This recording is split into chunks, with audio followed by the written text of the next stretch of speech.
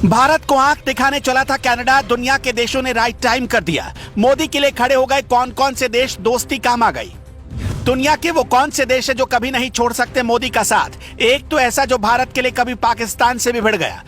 मोदी के विदेश दौरे पर जो उठाते थे सवाल, उनको मिल गया जवाब। काम आया मोदी का विदेश दौरा, कनाडा का सबने साथ छोड़ा। इस वक्त कनाडा दुनिया में पाकिस्तान की तरह अलग थलग पड़ता जा रहा है। कनाडा का कोई भी देश साथ नहीं दे रहा, क्योंकि कनाडा की जमीन से पहले भारत के खिलाफ साजिश रची गई और फिर भारत को अब कनाडा आंख दिखाने चला है। इसलिए भारत अब कनाडा को टॉलरेट करने के मूड में नहीं। भारत ने कनाडा के कमिश्नर को बुलाकर बंद कमरे में ऐसी फटकार लगाई कि गुस्से में कार का दरवाजा पटकते दिखे थे। साथ ही अब उनके पास 3 दिन और रह गए। उन्हें 3 दिनों में भारत छोड़ना पड़ेगा। भारत ने कनाडा के उच्चायुक्त को बुलाकर जमकर सुना दिया। भारतीय विदेश मंत्रालय से निकलते हुए उच्चायुक्त कैमरून मैके ने कार का दरवाजा पटका। तभी मीडिया को समझ में आ गया कि मामला कुछ उलट चुका है। अब मीडिया रिपोर्ट सामने आ रही कि कनाडा ने अपने पड़ोसी देश अमेरिका को फोन मिलाया तो अमेरिका ने कनाडा को सुना दिया।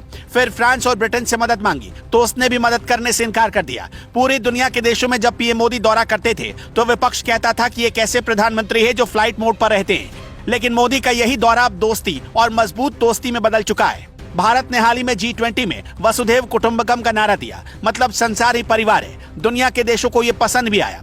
भारत के साथ इस वक्त दुनिया के 25 से ज्यादा देश मजबूती के साथ खड़े हैं। इसमें एशिया से लेकर यूरोप और अफ्रीका के देश भी शामिल हैं। लेकिन वो 5 देश कौन है जो ताकतवर होकर किसी भी परिस्थिति में भारत का साथ इस वक्त नहीं छोड़ेंगे? इसमें सबसे टॉप पर आता है जापान। भारत में जब बुलेट ट्रेन का प्रोजेक्ट शुरू हुआ तो जापान ने भारत की आर्थिक मदद की। भारत के सबसे करीबी दोस्तों में जापान उस दोस्त की तरह है जिस पर आंख बंद करके भरोसा कर सकते हैं। जापान की संस्कृति पर भारत में जन्मे बौद्ध धर्म का बहुत प्रभाव दिखता है। चीन की वन बेल्ट वन रोड के मुकाबले भारत और जापान ने मिलकर एशिया अफ्रीका विकास मार्ग शुरू करने की कोशिश की और इस योजना के जरिए भारत और जापान अफ्रीका में बहुत बड़ी मात्रा में पैसा निवेश करेंगे, ये भी फैसला हुआ। हालांकि दोनों देशों के बीच संस्कृति का आदान प्रदान 6वीं शताब्दी के शुरुआत में ही प्रारंभ हुआ, जब भारतीय भिक्षु बौद्ध धर्म की विचारधारा फैलाने के लिए जापान पहुंचे।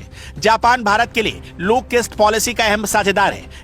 दूसरे नंबर पर आता है रूस। रूस ने न सिर्फ 1971 के भारत पाक युद्ध में भारत की हथियार और सेना से मदद की, बल्कि उससे पहले 1965 में भारत और पाकिस्तान के बीच ताशकंद समझौता करवाने में भी अहम रोल निभाया।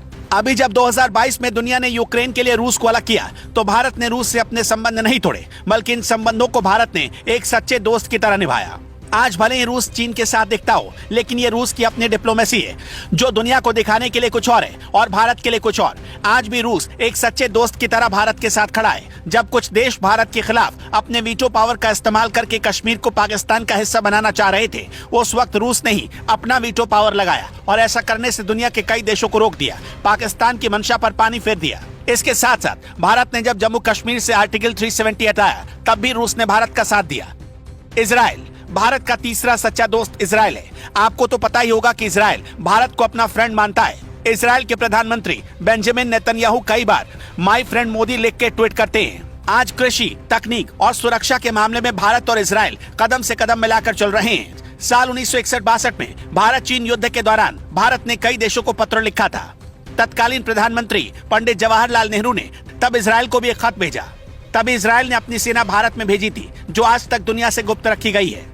अब से कुछ ही देर पहले भारत के 3 नए दोस्तों को पीएम मोदी ने अगले साल होने वाले गणतंत्र दिवस समारोह में बुलाया। इसमें ऑस्ट्रेलिया के पीएम एंथनी एल्बनीजे, अमेरिका के राष्ट्रपति जो बाइडेन और जापान के राष्ट्रपति फुमियो किशिदा शामिल हैं। भारत, अमेरिका, ऑस्ट्रेलिया और जापान क्वाड का हिस्सा है। भले ही रूस भारत का सच्चा दोस्त है, लेकिन इन दिनों भारत और अमेरिका के रिश्ते भी बेहतर हुए। इसका एक अच्छा उदाहरण G20 समिट के दौरान नजर आया, जब अमेरिकी राष्ट्रपति जो बाइडेन और मोदी की दोस्ती की केमिस्ट्री खूब जच रही थी। इसी तरह भारत और इटली की दोस्ती भी इन दिनों हर जगह छाई हुई है।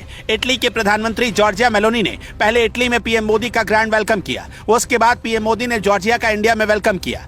भारत के कहने पर ही इटली ने चीन के one belt one road initiative से अपने पांव पीछे खींचने को रजामंदी दी और भारत, पश्चिम एशिया और यूरोप के बीच इकोनॉमिक कॉरिडोर बनाने में अपनी भूमिका निभाने पर सहमति जताई।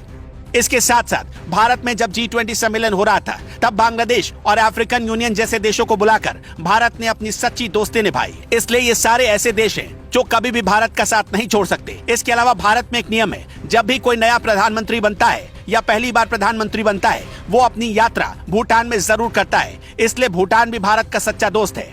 भारत के इन सच्चे दोस्तों के लिए आप कमेंट बॉक्स में लिख दीजिए जय हिंद।